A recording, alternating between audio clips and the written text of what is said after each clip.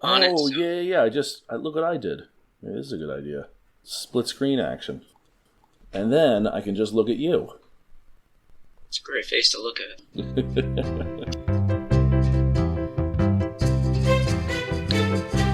This is the Drop Podcast. We talk golfing in the Garden State. I'm Mike Poro, and this is Ryan Coulott. Hey, guys. Before we get started, want to let you know where you can find us. We're on Instagram and Twitter. Both handles are the same, at @thedrop_pod. We're on YouTube at The Drop Golf Podcast. Like and subscribe, give a listen. You can also listen on Spotify, Google Pods, iHeartRadio, and CastBox. All of those are going to be The Drop Golf Podcast. Let's get after it, bro. All right. So, first thing we want to talk about. We dropped episode 1 last week. A lot of great feedback. Love all your positive comments, constructive criticisms. Overwhelmingly, we understand that our volume and mic situation was hot garbage. First, sorry about that. Second, we're new at this. So we're still getting going. We're just two guys using our computers. So it's going to take a little bit. Hopefully this week is better. We both have mics, so that's a positive. So let's see where it goes. Yeah, just to kind of back that up a little bit, I think the response has been unbelievable. I think the idea when we got this going was it was going to be something as a hobby for us to kind of just, bounce some ideas off, talk New Jersey golf. And it's been unbelievable. And in just over basically now 7 days, having over 100 followers already on Instagram. Twitter's been pretty solid. The response on Spotify has been unreal. So, we can't thank you guys enough. We weren't really sure where this was going to go. And in 7 days to be where we are is kind of like a grand slam. So everybody that's reached out and has commented positive, even the constructive stuff. Listen, there's no doubt our mics were bad last week, and we said from the beginning it would be a little bit of a bumpy road as we got going. But just like anything, we got to find ways to improve. And now that we got 2 mics, we're excited to get this thing going. So I appreciate everybody reaching out, touching base, and seeing how things are going, and all the feedback so far. Right. Technically we got 3 mics on right now. Yeah. That's a dad joke. Yeah, dad joke. Some people might just click off after hearing that. Hopefully people listening. Something else from episode 1. We got some breaking news. There are 287 public or semi-private golf courses in New Jersey. A friend of mine reached out to me. He works in the golf industry. He's able to look up all that kind of stuff. And I was sitting on the couch. I got a text and it just said 287. And I was like, what is that? And he said, public semi-private golf courses in New Jersey. So, really we were close. That's pretty, that's not just ballpark. Like, we're on the field. Yeah. Call that outfield, but we're not. Between 200 and 225. So, we were in the same area code. Yeah, for sure. Good. So I think before we start getting into all our topics that we have today, I do want to let everybody know that the goal is to get these podcasts, weekly out every Wednesday. Because I think that seems to be the best thing for us. And clearly we're just a 2-man show here. So everything that we do is strictly coming from us. So those will be coming out every Wednesday. And I do want to let everybody know, since the response has been unreal, we're working on a ton of different guests coming on. They've, reached out to a couple people, and everybody's been open and willing. So we're excited to get all that going. So I just wanted to keep everybody in the loop in that respect to all the good things going on behind the scenes, even though it's just the 2 of us trying to figure this puzzle out. So that's a little bit on that side there. So, Ryan, if you want to, start talking about some things where we want to go first and see how it goes. Yeah. Again, something else that we have kind of talked about, like Mike and I have kind of gone back and forth with, is is who we are. And again, something we might have missed. Maybe we should have opened with that in episode 1, but let's go into who we are. I mean, we've said our names now a whole bunch of times. If you're following on social, you know who we are on as far as our handles. But who are we? I'm Ryan Coulott. I'm a teacher. I coach as my full-time job. My golfing background is starts. I dabbled a little when I was like 10. Dad got me a lesson here or whatever. Kind of knocking it around. And then I was pretty big into basketball. High school basketball, AAU circuit. So kind of got away from it, but fast forward to senior year. I know where I'm going to college. I'm going to go play hoops in college and no AAU in the spring, so I've got to figure out what to do with my time. So I was like, you know what, let me pick up golf. And it's actually really funny. I had there was 2 guys who were actual golfers on the team, and the rest of us, a bunch of guys were in the same boat I was. One played football at West Point. Another played football at Monmouth. Another played football at Franklin and Marshall. I played hoops in college. And then a few other guys could have played, but one guy went to University of Florida. He certainly could have played football if he decided to go, a Division III route. But that's kind of where I got my first official golf start going on there. Were you a 3-sport guy in high school?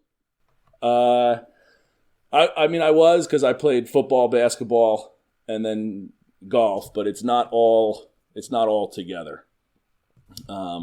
It takes a little bit to, it's like football junior year, golf senior year, played baseball freshman year.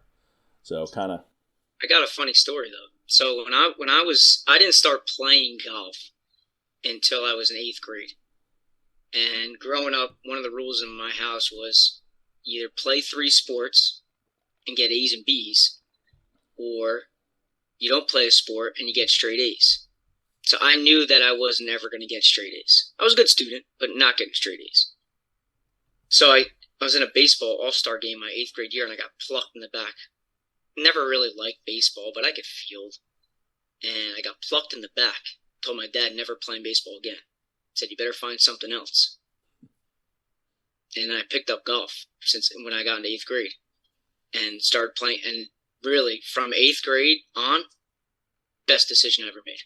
So anybody out there that's listening, if you have a choice to pick, you're 38 years old like I am, and you have a choice between baseball and golf, I promise you, in 15, 20, 25 years, you'll say, dude, that guy was right when he said play golf over any other sport that you could possibly be playing.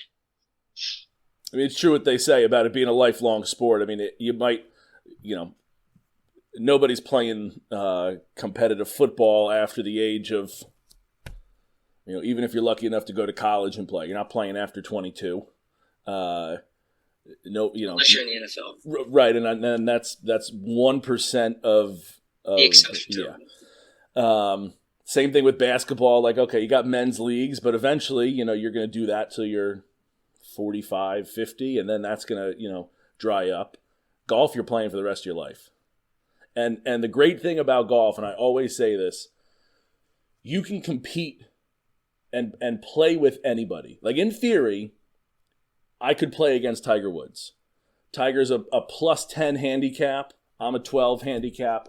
We can play against each other and in theory have a competitive match.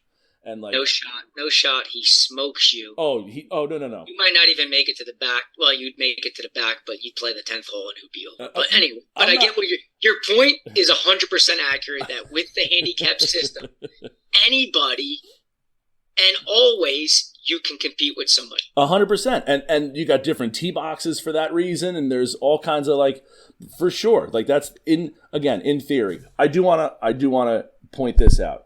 I am not beating a pro, even with the handicap. I get that. There's no shot whatsoever. Well, but again, the theory. Never say never. Never say never.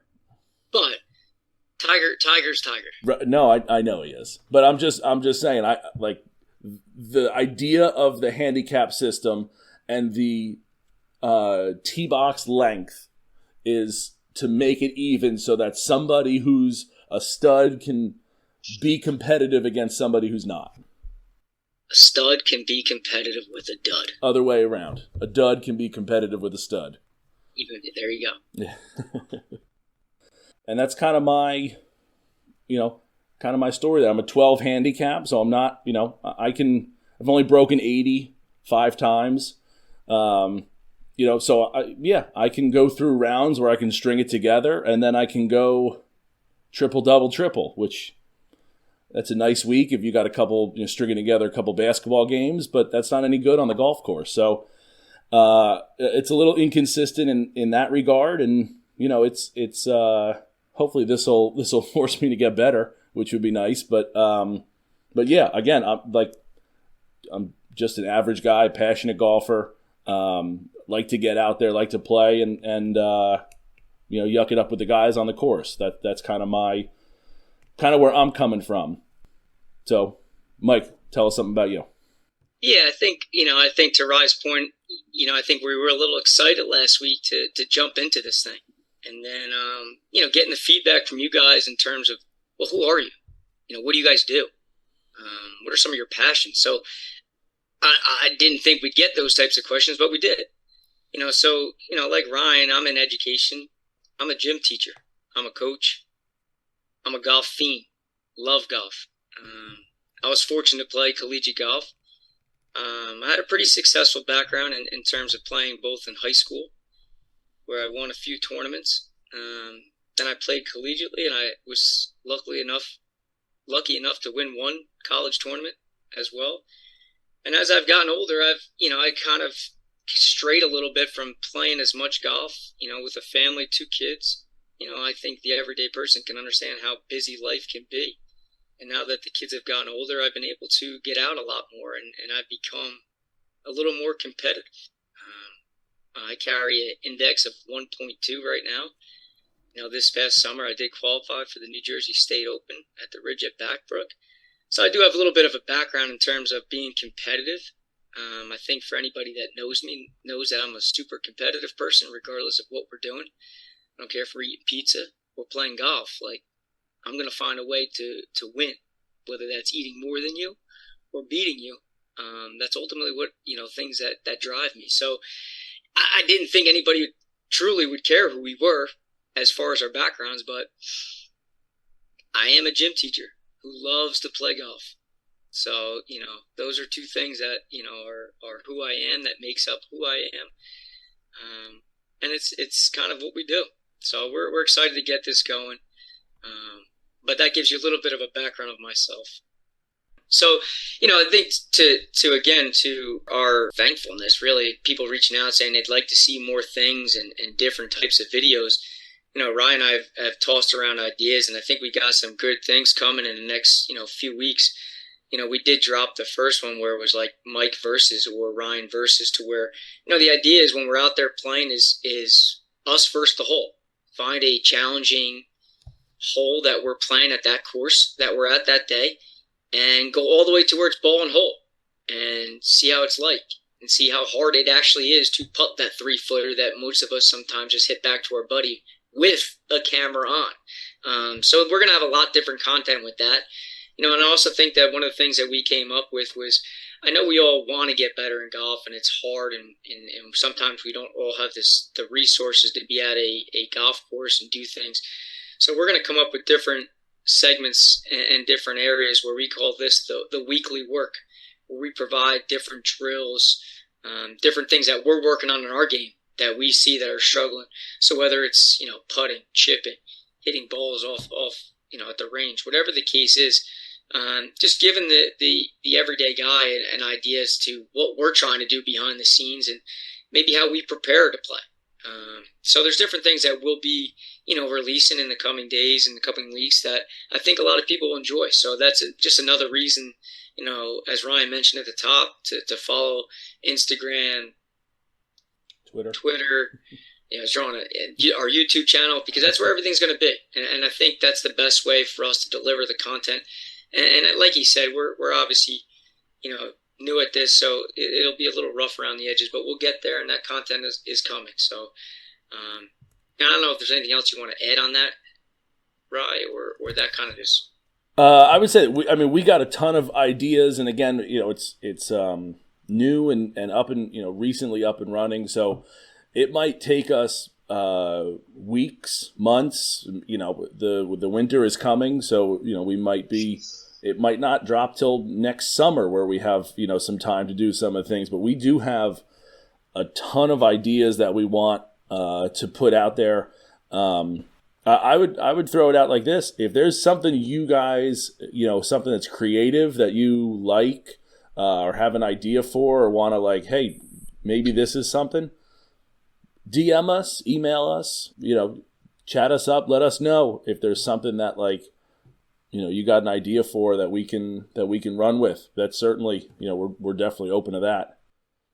Yeah, and just to finalize and wrap this up on the content areas, we're both very big on communication. So I promise you that if you DM'd us or emailed us, you're going to get a response and probably rather quickly, probably quicker than you think. So just know that if you put something out there, good, bad, or indifferent, we're more than happy to take it. No doubt for sure. All right, so let's change gears here, get into some of the stuff from hit our list here. So within the past week, I tweaked my back a little bit, so I didn't want to. I wanted to spend the week loosening it up. I've been stretching a lot, trying to, it's not painful, but it's just tight. So I didn't go play today, but Mike went down to Blue Heron Pines, a course I don't think you've ever been to. I think you've mentioned that. It's also a course I hadn't been to, so I was pissed that I couldn't get there.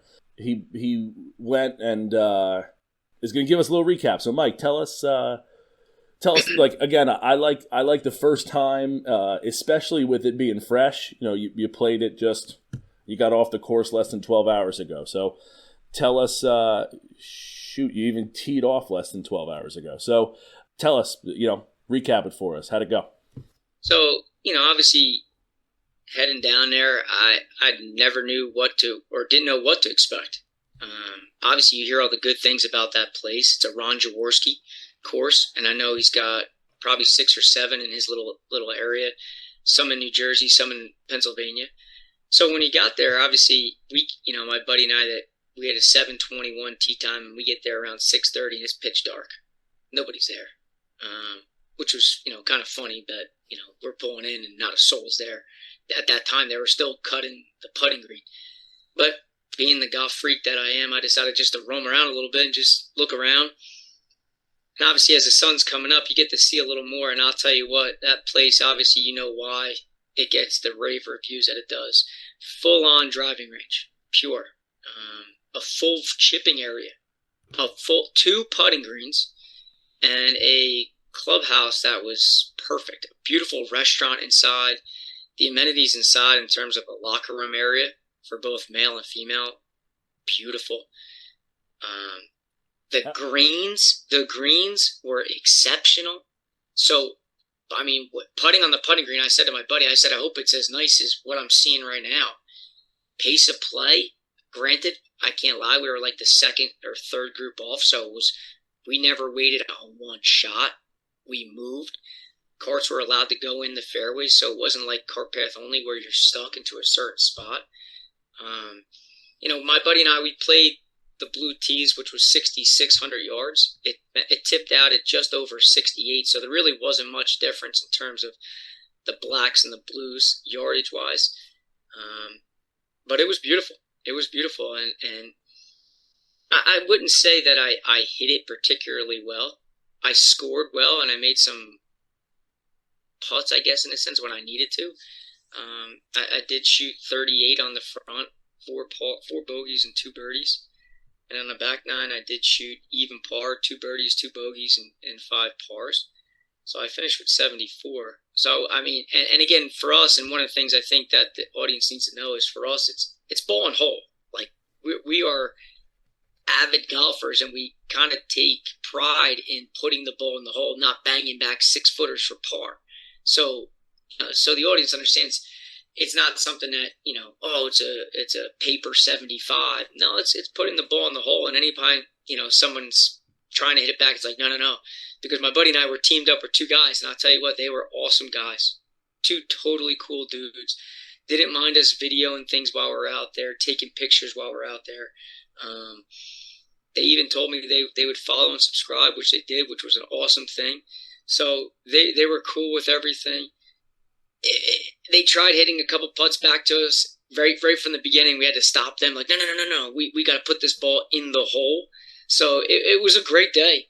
When I got done, I just started going around, walking, just taking pictures, looking at things. And listen, again, price-wise, it was $100. To me, I think that's what golf costs these days. If you want to play golf early in the morning on a weekend with a cart, that's probably what it costs. You can easily find places that are cheaper, but obviously sometimes when it's a lesser price, you're going to sacrifice quality. And sometimes that's okay because that's what you're in the mood for at that moment. But when you're trying to play places that you've never played, and sometimes, their reviews are very good, you're going to pay 3 digits. And that's kind of what we did today. But if that was to scare anybody away, I'd say, listen, the things that you could do there, the practice you could get before your round, it's well worth the price of admission. Yeah, you pay for what you get sometimes. And like you said, golf has gotten, looking back, I don't know exactly when it started, but it's definitely at least since the pandemic. Golf's expensive now, and I think it always was, but it seems to be getting more and more for places. And again, if banging it around somewhere, if you want to play in the morning, but you don't care about the amenities or how the course is, then sure, you can find a course that's going to be, again, on a weekend morning, it's still going to be $60. So at some point that's going to outweigh it, where that extra $40 that you're going to pay is going to be that was worth it to Mike. That would be worth it to me. But at some point, it might not be worth it to you. Maybe if it was $150, all right, so paying, $60 to $150, that might not be worth it to you. Got it. But at some point, you gotta find that that happy middle ground. Yeah, a happy medium, for sure. No doubt. And I think that again, like we said last week, kind of ties into the theme here. Is we're golfing in the Garden State. We want to go up, down, east, west, all over we can. So that's the objective here. Let's go find somewhere we haven't played. Let's, dip our toes in the water. Let's see what it's like. And like I said last week, we're not going to agree on every place. I'm sure people will say the pace of play at Blue Heron is not good. Well, my experience was at 7:21 on a Sunday morning. It was flawless. Mm-hmm. Flawless. So I get it. We're all going to differ in that respect. But as we travel and as we roam this perfect state, we got to find spots, and we're trying to find new and different, unique. And I thought I found one today. Yeah. And it may not be unique to some people. People may be like, oh, that's a common one. Not to us. Yeah, and like I said, I've never played it. So and Mike, this is just pinballing here. Is this something that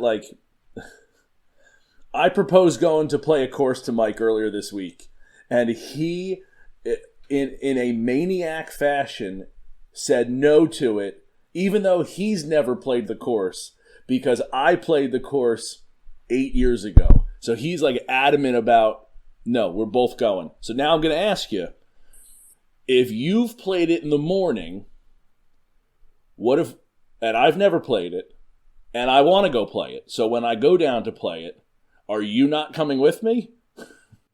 I am not coming with you. I'm going somewhere else. I cannot wrap my mind around this logic. What if it was an afternoon? You got it in the morning. What if we saw what it was like in the afternoon? We can get a better idea now. We saw it early. We see it late. How does that fall into place? Great idea. You go. You tell us about the afternoon. I will go somewhere else and tell us about the afternoon so we can talk about two places. Now, if you want to go somewhere where neither one of us have played, by all means, let's go get it done. Okay. But my logic, I guess, ends up being is if you're telling me there's 287 places that I need to find a way to play, clearly I'm not getting it done in 1 year. And I know the comment from my dad is like, well, I play 150 rounds in a year. Well, I don't have that life, so I can't play that many rounds in a year. So if I can get 40 in a year, well, let me go find, obviously it's not going to be 40 different ones, but if I can go find 25 brand new ones, I got to be chipping away at that number. So I don't want to waste, and it's probably not waste, because if it's a great course, why wouldn't you want to go back and play it again? So Which I get, that's where you're coming from. But for me, it's like, checklist. Let's check the box and let's go find somewhere else. Now, once I hit 287, if you want to go back to Blue Heron Pines and play again, I am all in. Yeah, so I guess it goes back to what I just said, is if once we get 287, all those boxes checked, if you want to come back and play Blue Heron Pines and you invite me to go play in an afternoon, I will gladly go down and play Blue Heron Pines with you again. Okay, now Blue Heron Pines invites us to come down. All in. Okay. I would never listen, and I'll put that out there for anybody, even a private course. I don't care if it's private, semi-private, public. If they would want us to come out, interview somebody there. I don't care if it's the superintendent. I don't care if it's the course pro. I don't care if it's the head of maintenance. I don't care if it's the head of outside operations. And you want us to come play the golf course and talk about the golf course next week on the podcast. I am all for the invites, and quite frankly, that has happened already to us. People are reaching out saying, hey, listen, we'd love for you to come, take a look at our course, talk with me on this, in this job title. So it's amazing that type of door is already being opened. So I'll throw it out there again.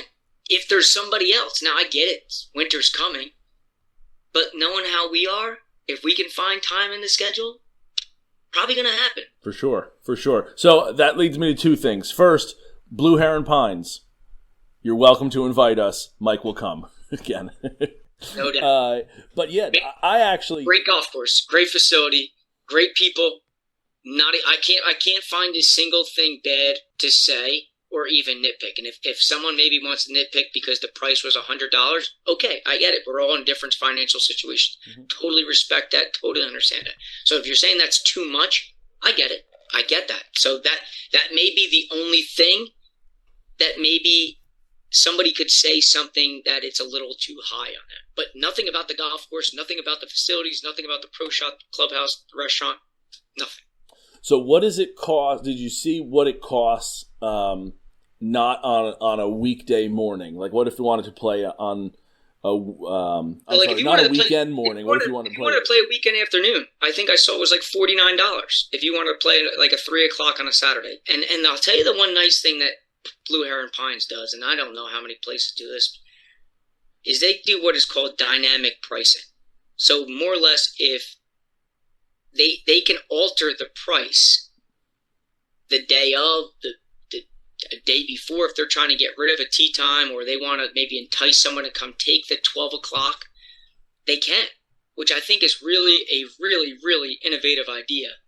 That you're not just stuck on, oh, this is $100 because you're playing at this time. No, we're trying to get people on the golf course, and if we can have, let's say, like a pop-up sale, I think it's innovative. I think it's creative. I think it's a great idea. Yeah, I've seen a few places do that, and I know that all the Jaworski courses do that. I don't know. Sometimes I feel like I'm getting screwed there in like the back. Like if I book my time and then it goes lower, it's like, I lost. Like I could have waited. But I do it. I like. Yeah, but it could be flipped to where now maybe they are trying it. A lot of people want that time, so they raise the price. That type of thing can go either way. Right. I do like. It does seem like they do have. Again, Saturday, Sunday morning, $100. I think that's I think that's just what you're going to pay at a course that has any kind of like that holds itself in any kind of regard. I think that's what it's going to pay. I do like you're saying, $50 for a Saturday afternoon. I think that's like it seems like it's reasonable in that way too. So like.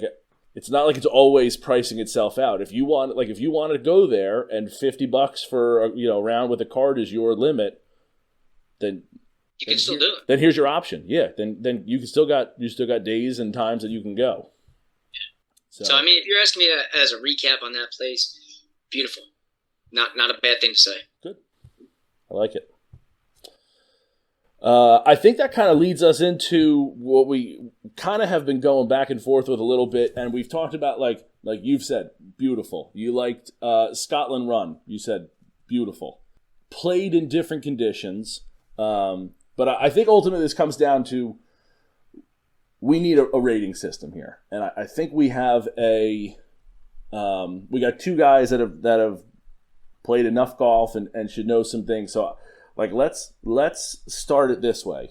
I started putting together a list of like categories and what you're looking for in a golf course. I'm gonna read them off. You tell me if you want to add any or combine any. All right.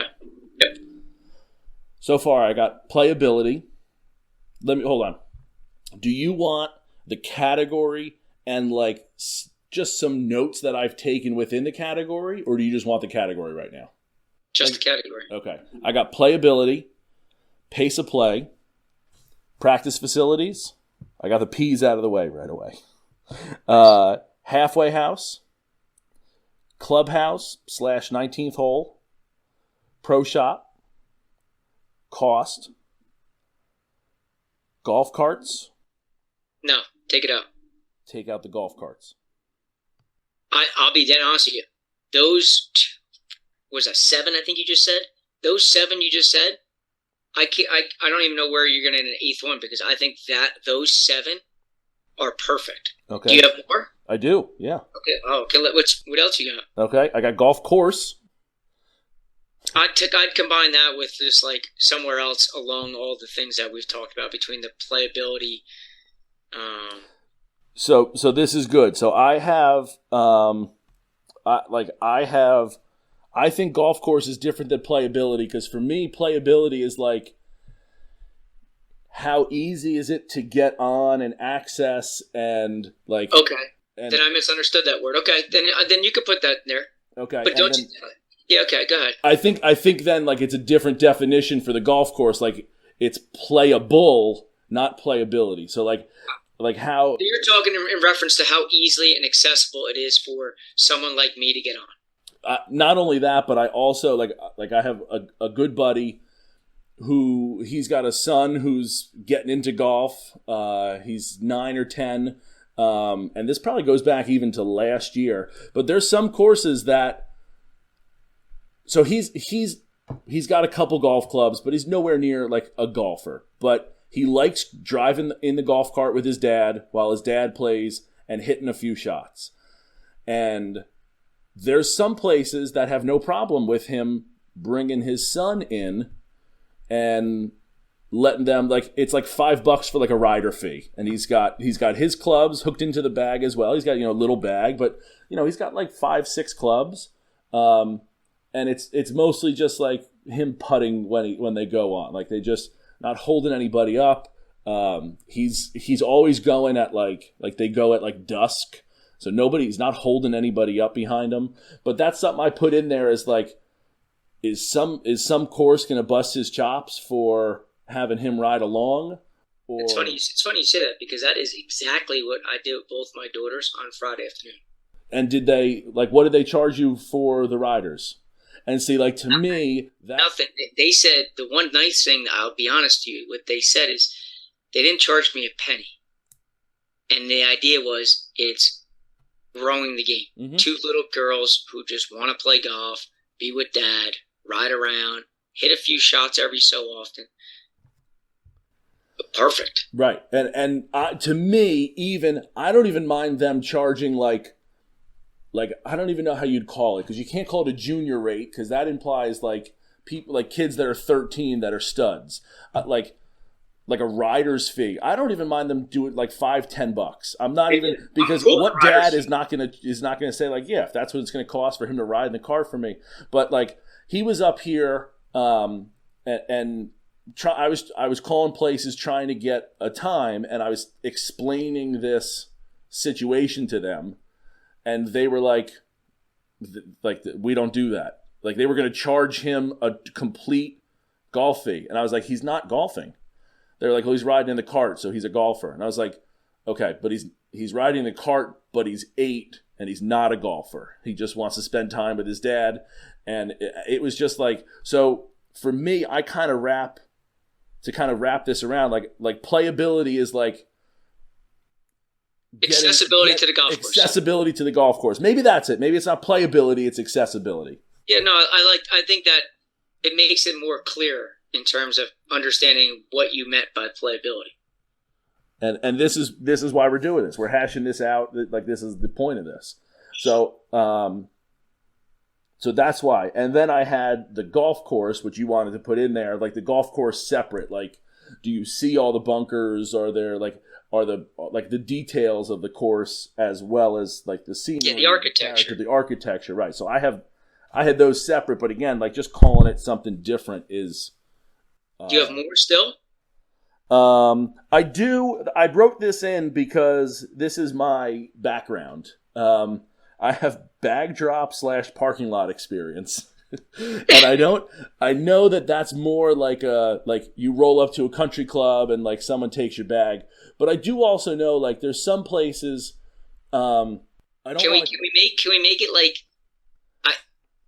I don't want it to get to the point where there's so many. Right. No, I think if you wrap it up at the golf course and rate it there, and then if you want to add some miscellaneous notes at the bottom and say, hey, listen, I had a good experience with the shoe attendant inside. I had a good experience with the bag drop professional. Mm-hmm. I had a great experience with the ranger. If you want to add those tidbits in there because you had a good experience, or even a bad one for that matter, right, then you could. But I think if we start listing out a gazillion things, a lot of work for a gym teacher. It is, well, so again, you got 2 educators. We're coming up with a rubric, live time right now. And like, is that a way, like a miscellaneous to give bonus points or to take points away? Is that what you're envisioning? Or just like notes that like we can kind of add in? Okay. Just notes. Because this way you may not have anything for 10 courses in a row. You may have something for 4 in a row. Right. But I just think having like a little notes section at the bottom, if you want to dabble with that area, you can. Okay. But I don't think we need to get to the point where I'm rating. That's not something that I take like big, like that wouldn't be out of 10. That might be out of like 3. But like there's some courses where like I feel like the parking lot setup is chaotic. And the bag drop is nowhere near the pro shop or perfect. That's perfect then for the note. Okay. Just be prepared. Parking lot terrible. Okay. And then we can share that information out when you design this beautiful template with the Drop Podcast logo on there and everything, and we can start handing out report cards in a sense. Okay. And I mean, it's kind of our background. So I mean, so this like. I do this with my classes where we like peer review each other, and it's I showed Mike, it's just a drop down box that's like out of 10, out of 4, out of 5, like whatever, and then it just adds it up. So that's kind of what we're going with here. And the goal is to get to 100, correct? I think the goal should be to get to 100 because 100 is the standard human societal. Well, I think it's perfect. It wraps up into our background. We're educators. 100's an A+. 100 is what everybody strives to get. Right. So we can all wrap it in there. I like it. But I will ask you this one question. Before you say that, I will say I'm one of those weirdos that likes to like be in round numbers. So if we're not out of 100, the only other one we could be is out of 50. Yeah, no, it's out of 100. It's out of 100. It's either out of 100 or 10. That's it. Okay. 100's the number. Because, again, I think we could we could wrap this bow up right with that because of our backgrounds. Mm-hmm. But I will say this. If I were to ask you, what is the number one thing that matters most to you when you go play a golf course? The number one thing. No ifs, ands, or buts. It needs to what? I think it's the golf course. Don't get me wrong. I like to go into a pro shop and have it, have that experience be awesome. There are a big selection of clothes. I'm a big guy. Like, not all the time do I walk into a pro shop and find something that fits me.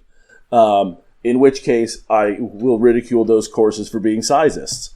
And that's like, that's always a good experience. Like that, you want a good experience there, but ultimately, you know, and everybody likes a beer afterwards, or a nice halfway house, or like, all those things are important features.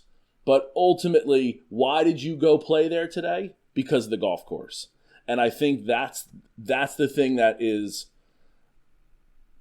hands down the most important part in a rating system. So so then I would say that needs to be the biggest category in terms of points that we can hand out. Okay. Because I agree with you.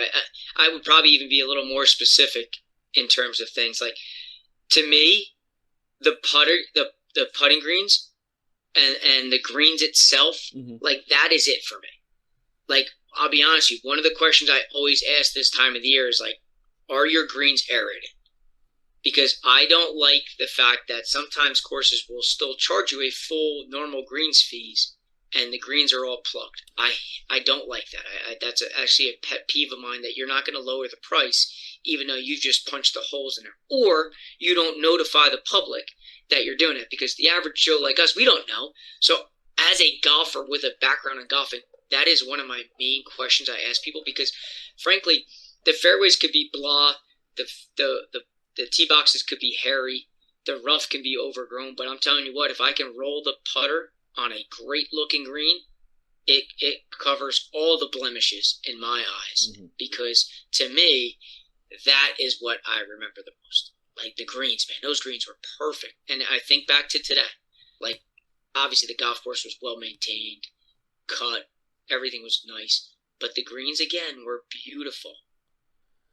And I think that, like, something else with that, I think the practice green and the speed of the practice green and the speed of the greens is always something that especially at like a public track that's getting a lot of play, is something I'm always weary about too. Like, you go to the practice green and like, oh, they're a little slow, you know, or they're a little fast, and you get to the course and like they didn't cut them at the same time. Like, they just like, they didn't roll them, or they cut them and didn't roll them, or like whatever it is. Oh, to that point, I would love to know if there's a superintendent or an outside operations person listening right now.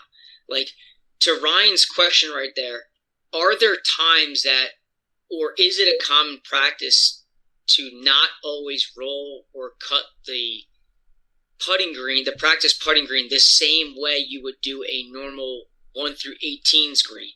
So is there a reason why that happens more often than not? Or does it just come after all the greens get cut, and if you've out early, you're not going to get to see the thing firsthand in terms of what the speeds are like? So I think that's a great question. If there is a superintendent out there listening, maybe you could shoot us a DM, an email, and say, hey, listen, here's why the putting green, the practice putting green, can sometimes be slower than one of the normal holes, greens itself. Right. My thought was always like, just people are walking on the practice putting green more. You know, like, again, not everybody is as detailed orientated as you or I. Where like, I'm not going to necessarily, like, I'm gonna warm up with some putts, or there's people standing there that are just standing on the green, and it just gets more wear and tear. So that might be the reason. But if that's the reason, let us know. Love to know. Yeah, love to know. Love to know. But I think those specific ones that you laid out are solid. Okay. Are solid. And I think it's just finding a way to come up with an even 100 points and coming up with a little rating system. Okay. And I think as we play, we could even post something after we're done, or the following week, or whatever the case is, and say, hey, listen, this week we played Blue Heron Pines, we played Scotland Run, we played these different tracks, and here's our grade. We don't need to break it down by category unless someone asks for it, or that's what you guys want. But we can just give it an overall. Give it an overall. Again, something I'd like to say now, and I'll kind of get to it.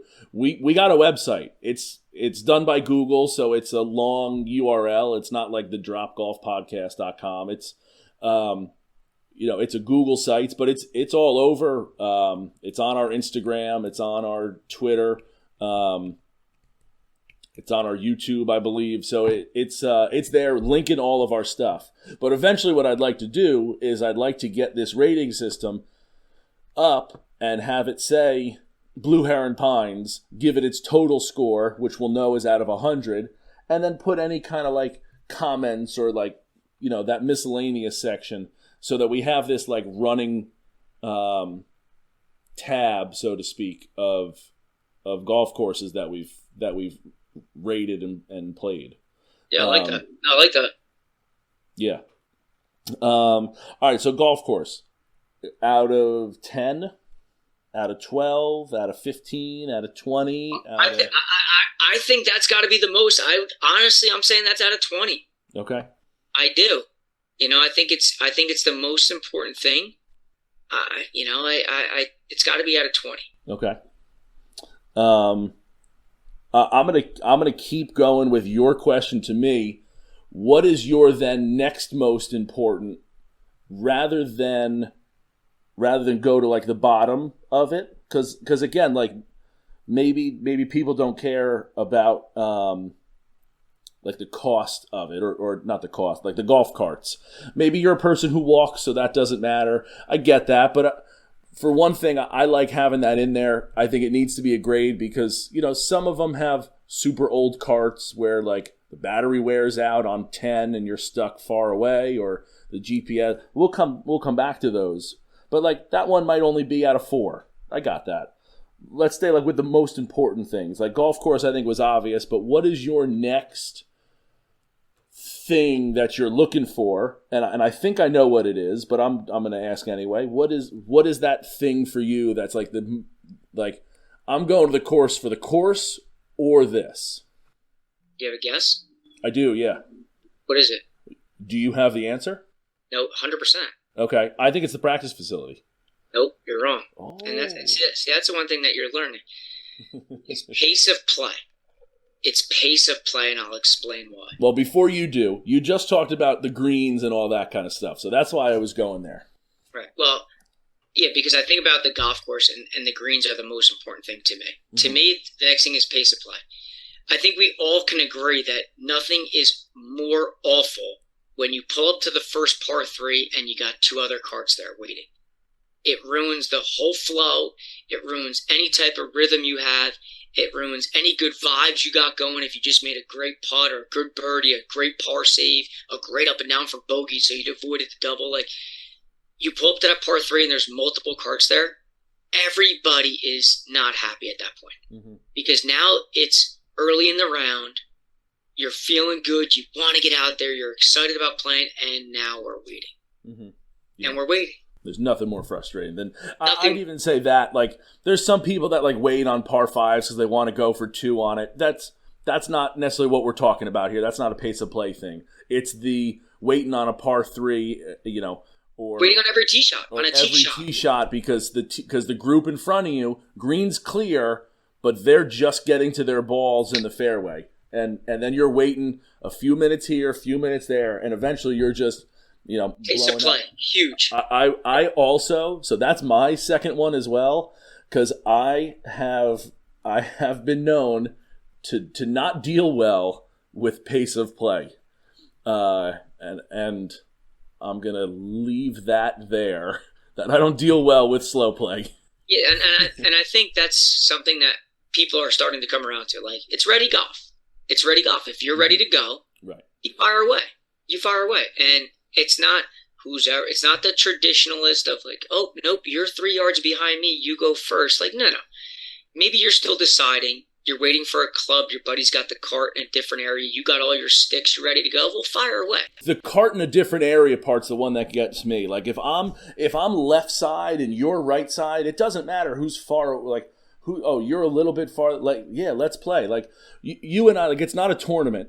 Like I said, we like to play ball and hole, and that's great. Like, I think that's something that, like, I've started with my friends in the last couple years. They're not always like into it, and there's times where like I know I'm out there to do more drinking and hanging with my friends than I am to play.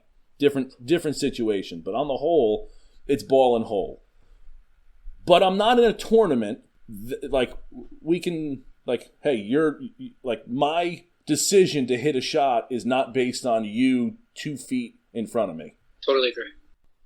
Did we finish it? Yeah, I think you were wrapping it up. Okay. But yeah, I think pace of play is clearly number 2. You and I both agree.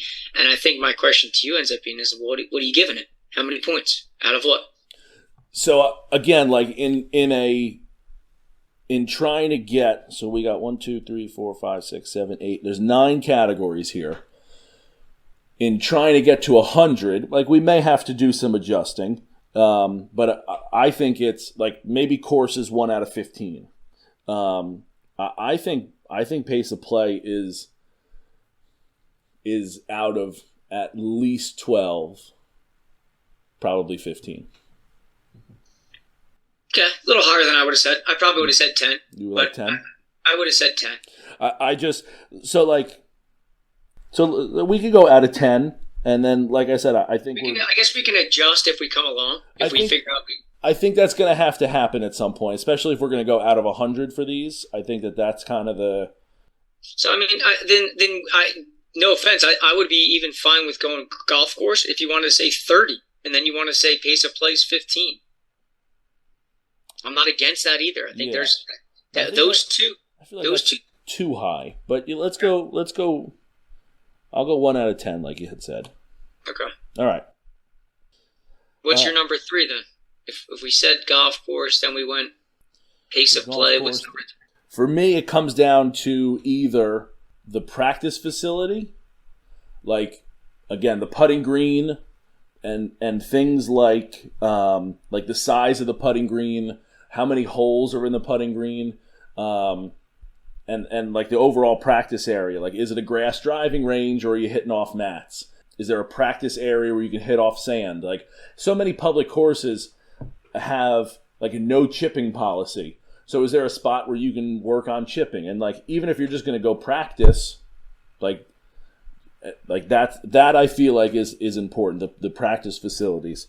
But don't get me wrong, like a nice view of the, after the round, having a drink in the clubhouse. What kind of drink is it? Is the food, like, I don't think the menu and that kind of thing needs to be overdone, but it just needs to be done right. Like, what's the view like? I think that's important. Like, if you're sitting on a porch, what are you looking at? Like, there's nothing better. I still remember I played True Blue. It's down in Pawleys Island in Myrtle Beach, and the 18th hole.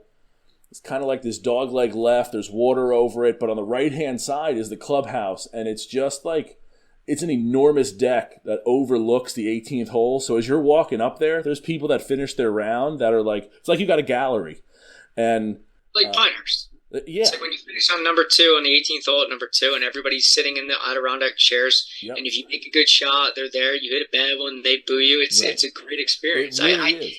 I totally get that. I get that. So I think that's really cool. I mean, don't get me wrong. I could sit at a place like that and just bet dollars on that. There's no chance that guy's hitting the green, and just go through, a few drinks and a few dollars. That's a good time to me too. So to me, the next 2, I think I'm going to put them at the same rating. I think that's what we have to do, and those are the 2 for me.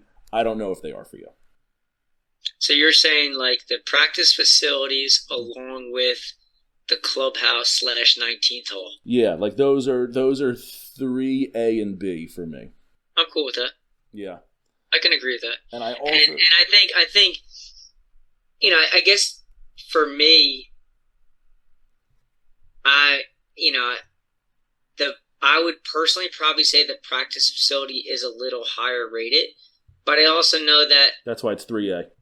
Yeah, but I can also see like it's kind of makes the aura of finishing on the 18th hole with everybody around like a little challenging, a little fun, and there's no doubt if you have an extra 20 or 30 minutes to grab something at the end of the round and you could sit up there and watch somebody, it does create a little bit of fun up there. Right. So I totally can see that being a 3B. That like 19th hole. Keep it the same point system. I think those 2 could be two 10-pointers right Yeah, there. I agree. I also like it doesn't necessarily be like how to like it could be the like the stuff that's included in there is like the beer selection, the cocktail selection, the food. Like some places you go to, they got a big menu, like you're at a diner. They do nothing good, whereas other places they do, like a chicken sandwich, a burger, a hot dog, and then there's like maybe something else. You got fries, you got a couple of, but like they do it right. I'd much rather have the place that has the good food, both limited options, as opposed to I have all these options. So like that's involved in it too. It's not just like not many public courses have that overlooking. You're getting a drink after watching people come in kind of look. Yeah, and I guess to kind of, I definitely think that's 3A. I definitely think that's 3B. And I think you're probably in 3C before you even get to the next level. Mm-hmm. I truly think you probably can put the cost in at 3C.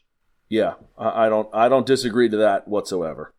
I do think those three probably, after those top two, it's going to probably be hard to argue one over the other in terms of like, does it have somewhere I can warm up? Does it have somewhere I can hang out after? Is it not going to break the bank? Right. And I think those three, which is why I could see that being all tied in together, carrying value. I do. I just think that those three probably, well, yeah, I'd like to play. What does it cost? Oh, can I warm up beforehand? What about after? Can we get something to drink real quick, like one beer and out? Like I think those three are in simpatico. So you just brought up this point, and like if I'm going to a place and I'm going to pay $100, I want to have I do want to be loose. I want to be stretched. I want to be loose. Like I don't want to come in dry. Just like, hey, I'm just going to roll out and go. So like that, I think. Like they also play off each other, the cost and the practice facility. Or you might be willing to pay that $100 for a round and know like, all right, we're going to play this round in 4 hours, be done at lunchtime, and then let's grab lunch and like let's have another let's grab beer, Yeah, I think those are 3A, 3B, 3C in that order, with them all being whatever you want to give them value in terms of finding a way to get to 100. Mm-hmm. And I think ultimately the point system won't matter, because I think the way it sounds like we're going with this is kind of like a tier-based system. You got the top of the pyramid being the golf course. Then you got 2 and 3 kind of like a little bit underneath that. And then you're getting to the bottom where it's like, you can, it'd be nice, but if it didn't have it, it's not make or break. Right. Do you get where I'm going with that? I totally do. Yeah. Because I think that's when I started looking at the rest of the things on there, like, accessibility, yeah, that's probably number 4. That's probably number 4. Like, can we get on, more or less? Like, we would like to play. Is it, I would think that's got to be number 4 ahead of a halfway house and ahead of the pro shop. Yeah. So to me, like, if I'm looking to plan my week out and I got Sunday's going to be beautiful and I got, I'm open, can I look a week out and say, can I get on this spot? And most of the time, you should be able to find a spot that you want to play a week out in advance. Mm-hmm. I can't foresee that being a problem. Right. Now, if it is, then it is a problem. Mm-hmm. Or it speaks to where we're trying to go. Right, exactly. I was just going to say, it's not necessarily a problem for a place like Hominy Hill where, like, when that Saturday opens a week before, I'm not calling anybody. I'm not saying there's anything fishy going on there. But those early tee times go very quickly to people who seemingly would not be great at the computer. So I'm not sure how they open up. They got you fooled because behind the scenes they're a master at the computer. So that's not a problem for them because they're all booked up every Saturday. They're doing what? To every 10 minutes, 4 groups for however many hours, 7 to 5, 10 hours. Like they're doing all of those, and it's difficult to get a time, but it's not difficult to get a time because you can't get on the website or nobody's answering the phone. That's like that's the counter of what you were saying. Like there's a lot of people that want to play there. Yeah, I would say accessibility then is number 4, and then in terms for me, like 5, 6, like halfway house, like sometimes they don't even have halfway houses because you got the cart girl out there. So, I would say the pro shop is probably rated a little higher because I guess if I'm walking into the pro shop and the guy behind the counter is a little friendly, like, hey, listen, can I help you with anything else today? Let me tell you real quick. Because I think one of the things being a golf nerd that I am, I like to go in there, and I'm a somewhat social person, so I'm always kind of like shooting the shit a little bit with the guy, like, course in good shape, how's it looking? Anything that, first time here, anything we should know ahead of time. I kind of like to pick his brain while you're paying because you're sitting there awkwardly anyway, so let's engage in conversation. So sure. I would say the pro shop is definitely ahead of the halfway house. Agreed. So I'd put the pro shop 5, but then again, I'm not someone who's going into most golf courses and looking for merch. Like I'm not buying what's in there. Maybe if something randomly catches my eye, a shirt, something like that, but I can't lie, it's few and far between. So to me, I'm saying the pro shop and having a professional social person back there who's willing and able to engage in conversation, that would be 5. And then 6 to me is the halfway house, cart girl, cart boy, whatever, the cart person, whoever's doing that. Like cart situation. Yeah, cart person probably. Yeah. I would also agree to that. The only I have pro shop in there because totally you want to have someone who's friendly, someone who's gonna I worked with this guy at a place and he was always like cracking jokes and like people loved him. It was just like welcome. It's welcome. It's super welcoming. But I also mean like even if you're not buying stuff, when you walk into a pro shop and it's pretty barren, that doesn't look good to me. Like that, and like I'm not talking about like in December and when like they're closing for the next couple months. I'm talking about like in July when they should be full of stuff, and they don't really have a lot of stuff. To me, that screams of something that is either that doesn't hit my eye right. That doesn't like. Do they care about like what they're trying to push? Is there too much stuff even when you have a small space? Like you want to get all this good stuff out. That kind of stuff is what I'm kind of talking about. It's just like it doesn't actually necessarily have a not a point to it, but it doesn't necessarily have like a. You're looking for a little bit of a wow factor. Exactly. Like I can't necessarily put my finger on it, but I can see it. I know it when I see it. Yeah. It's like yeah. You want to walk in there and say you got stuff here. Like it's quality. It's not some rinky-dink thing on a wall or on a rack. Like it's quality stuff, and you want to see something in a sense to showcase they're proud of their facility. Mm-hmm. And like so, like I don't know how it was at Blue Heron, but like down at Seaview, that pro shop is humming. Again, I said there's nobody sitting down ever. Everybody's always busy. But like the stuff that they have in there, the variety. I mean, they must have 40 different hats. They got sweaters, sweatshirts, long sleeves, tons of polos. Like they got a men's and a women's section. They got head cut. Like it's a pro shop that's doing it right, and it's all good stuff. It's not some kind of like you're getting name brand stuff. You're not getting Joe's brand, whatever. You're not getting some off brand. I don't want to knock anybody here, but no, I get what you're saying. Seaview's also a nice big resort too. So and I get that. But I'll be honest, when I walked into Blue Heron today, I did pick up something off the rack to look at because it was really cool. Yeah. It was a nice long sleeve hoodie and with their little logo on it.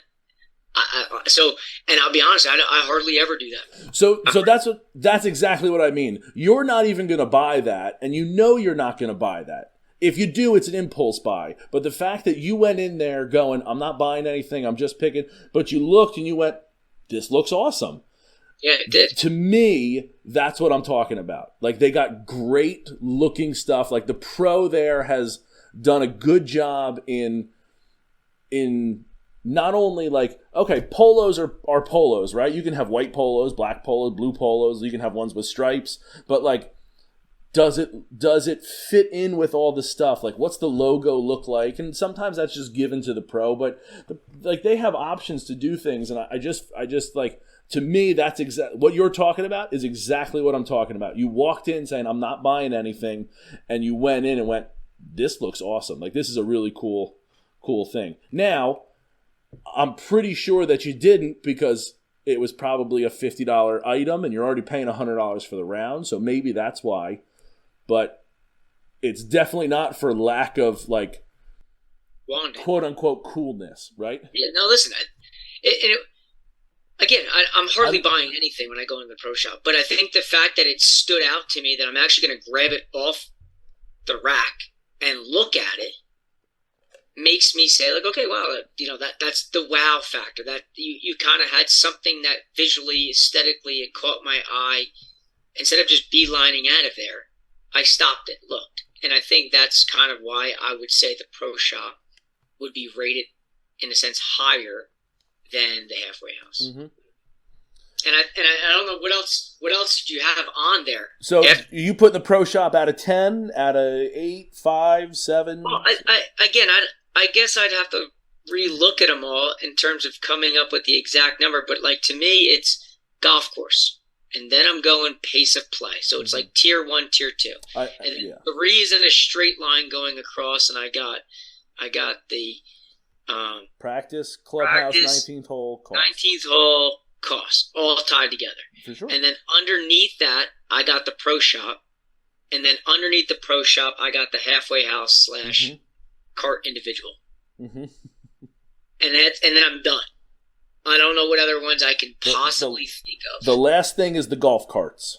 Yeah, you're gung-ho in these golf carts. Are we talking like electric, gas, like? Yeah, like, does it have the rate? Does it have the GPS in it? Yes, on it. Can you Bluetooth music to it?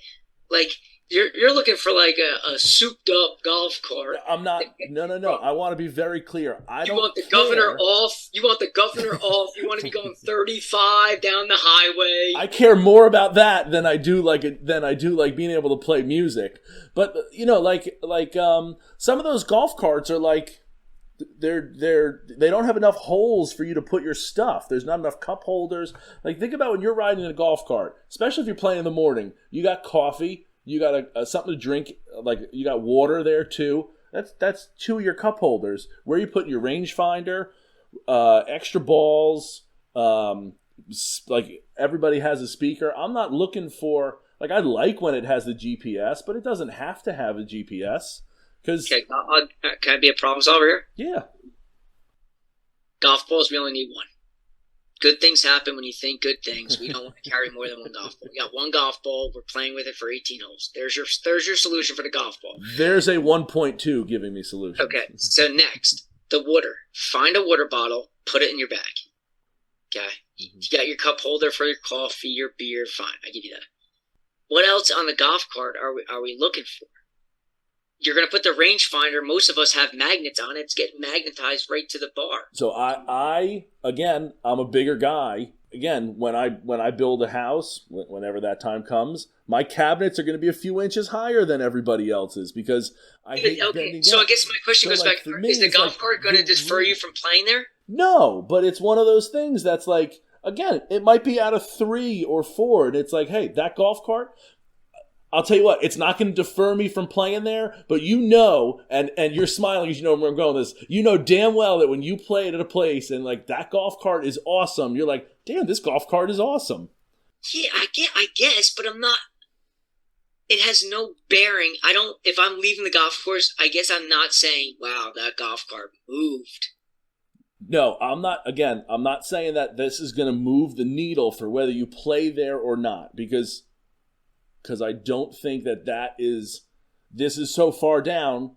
It's not a reason why, but I also think it's not nothing. It's not. But then what do you do for the person that hates riding and for them the exercise in golf is carrying their own bag or using a pull cart? That's under golf course. I have walkability. Okay, so listen. If you want to add that in there, add it in there. I think the only issue I would ever have with a golf cart, okay, personally speaking, is if it died. Other than that, Like if I have my Yeti, So that's something. That's what I'm saying. That's something. That's not nothing. Like, so if they have a super old one, again, I'm not saying the governor has to be off on it and you can just cruise on it. Like, that's not nothing. It's not huge, but it's not a like, it's not like, oh, the leaves are they have pine cones in the forest there. That's a nothing burger. The golf cart is not a nothing burger. It's not you know what I mean? It's not something, but it's not nothing. I'll give you 4 points max on that. Okay. Max. And that's Max. fine. Max. Yeah. You start sniffing 5 and I'm about to leave right now. Max. I got 1 through 4. What are you giving Halfway House and Pro Shop? Are you going? So, listen, I guess my question is, how many points can I have for the golf course? So this also brings me to this.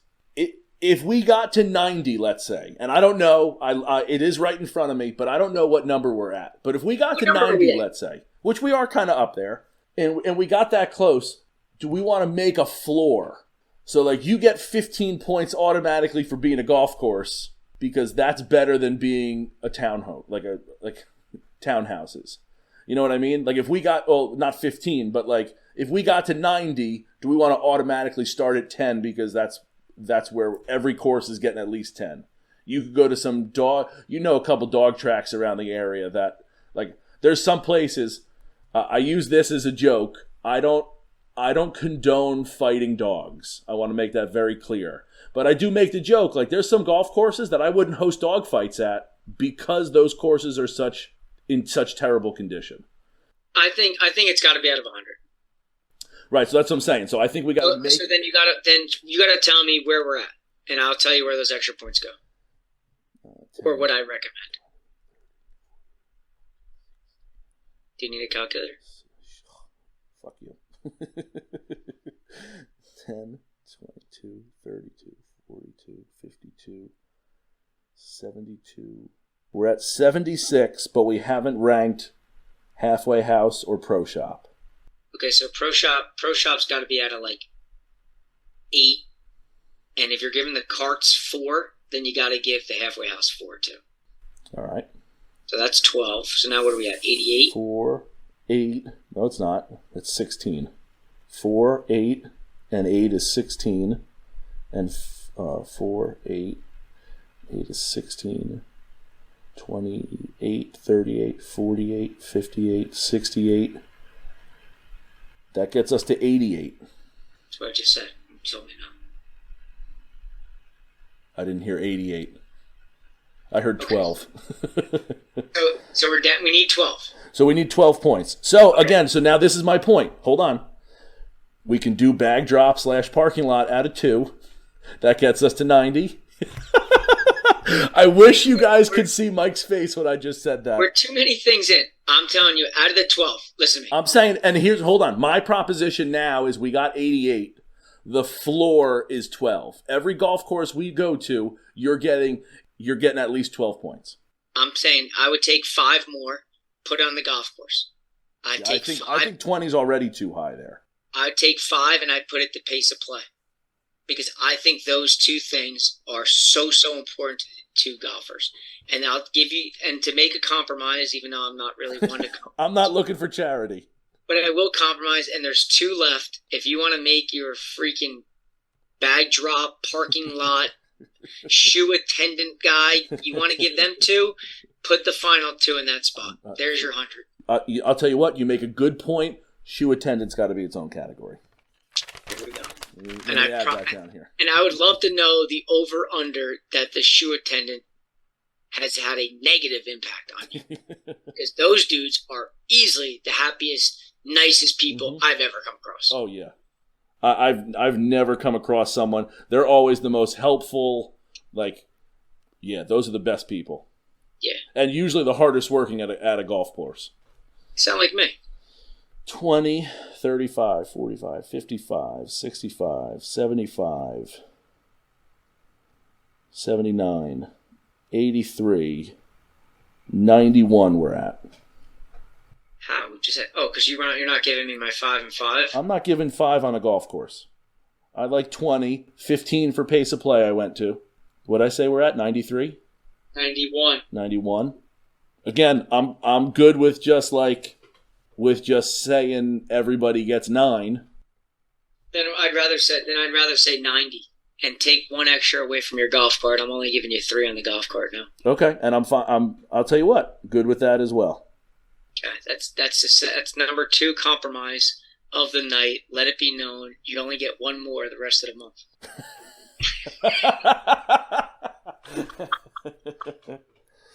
All right, so that equals 90, and just for being a golf course, you get 10 points.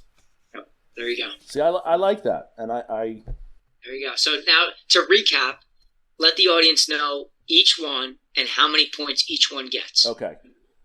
And I'm going to go top to bottom in our tier order. Correct.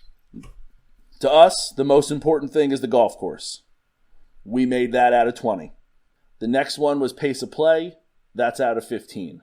The next tier is 3A, practice facility, 3B, clubhouse / 19th hole, 3C, the cost. Those are all out of 10.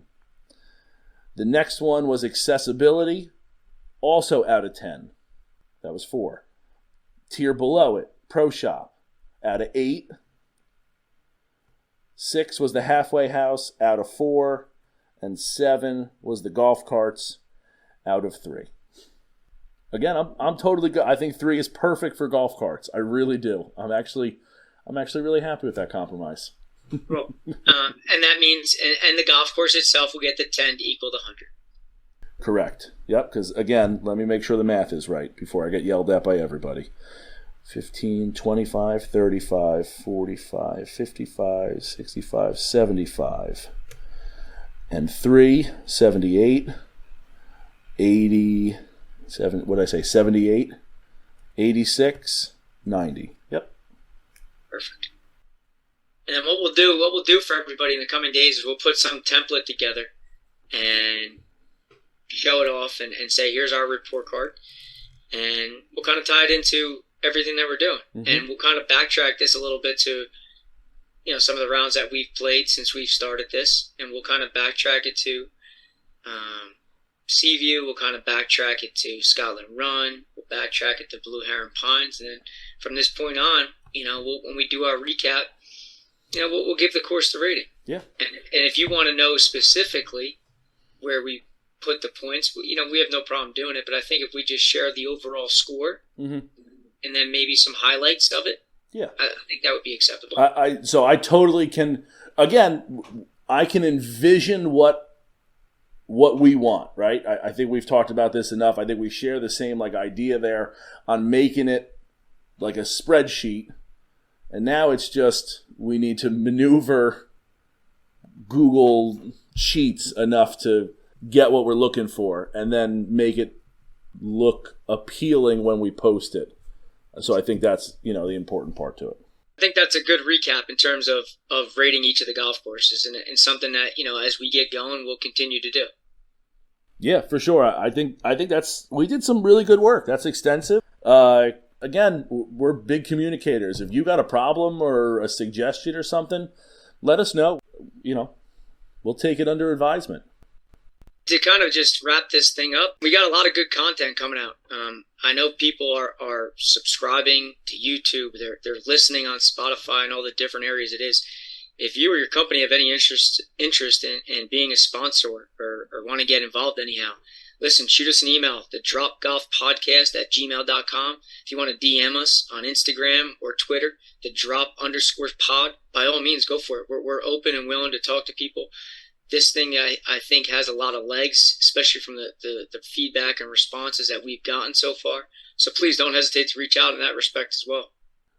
Yeah, for sure. And while you're out there, subscribe to our YouTube channel. We're just getting started, but we're going to be posting more videos out there as this continues to go.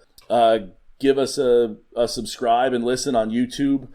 Give us a follow on Spotify, and you can listen there. As well as Google Pods, iHeartRadio, and CastBox, and those are the places you can find us right now.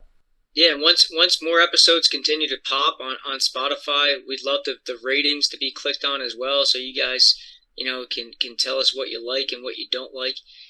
Because again, the idea here is to grow, is to get better, is to two golfers who love to play golf, talk golf, and just want to play golf in the Garden State. And I think what we have going here is a really good thing. All right, Ryan, you got anything else? No, I'm all good. All right, drop it over there. Found it.